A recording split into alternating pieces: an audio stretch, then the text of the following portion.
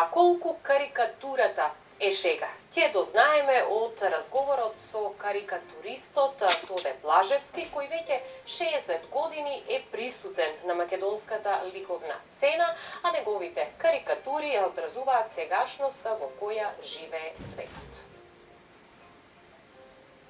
Веќе 60 години Тоде Блажевски го обсервира светот низ своите афоризми, есеи, анимирани филмови и се разбира низ карикатурите.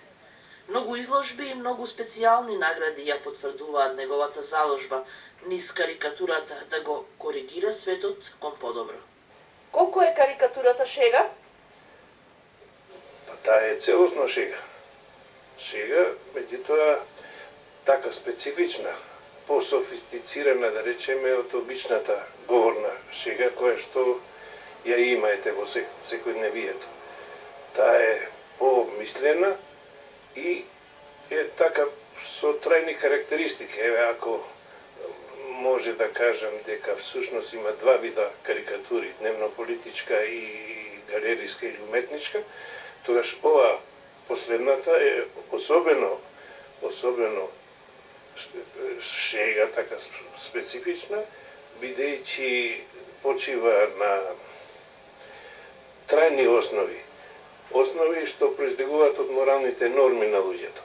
Значи, мора секогаш да се претпостави дека се тргнуваат одредени норми кои подразбираат одредено однесување на луѓето и ако тие се нарушат, ете основата за шега, односно за карикатура. И сега, како што реков, ако се работи за шега што важи во секое време и на секој простор, тогаш имаме една добра карикатура, која што, реков, е универзална по своите вредности и географски и временски неограничено. Колку е всушност шегата алиби за низ карикатура да се кажат некои работи кои што, ако се кажат поинаку, може би имало несакани реакции и последици? Карикатурата е прикладна во таа смисла, нели? Ако почива покрај другото, значи и на добронамерноста. Значи, ако карикатуристот има добра намера, поаѓајќи од нормата, утврдената, нели, тогаш карикатурата нема проблем да направи, нема да биде проблем, иако нели, веќе се работи за еден друг вид критика.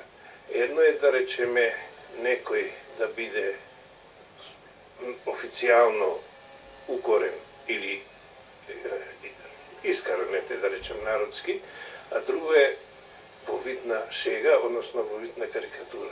Тоа малку е по-софистицирано, малку по-специфично, по-ударно, меѓутоа сосема нормално, сосема прифатливо, бидејќи ако се збориме за, нели, објективен субјект кој што е критикуван, тогаш е прифатлива и нема проблем. Ако се работи малку за неморален субјект, еве човек да речеме, или функционер или нешто, некој што е личност од јавна личност, тогаш веќе може да настане проблем, затоа што ние сме сведоци дека има дури тешки последици. Со политичките карикатури тоа се случува многу често. Иако тие сите почиваат, како што реков, на добронамерност и на известни норми, дури и позитивни норми, односно закони прописи, нели, кои што се нарушени. Вашата добронамерна карикатура се труди да прикаже реалноста онаква каква што е и да алармира доколку во реалноста има аномалии кои што го обезвреднуваат, да кажеме, денешното живење. Јас се трудам да не повредам никого, не до толку да се почувствува навреден. Иако, всушност, секој прекор малку води натаму. Значи, кој да е, ако го прекориме во еден нормален однос човечки, веќе ќе се чувствува повреден. Со карикатурата уште повеќе, бидејќи рековме тоа е малку по-софистициран начин на критика, но тоа е дошол субјектот, ако се работи за човек, до таа ситуација што станал и предмет на карикатурна обсервација.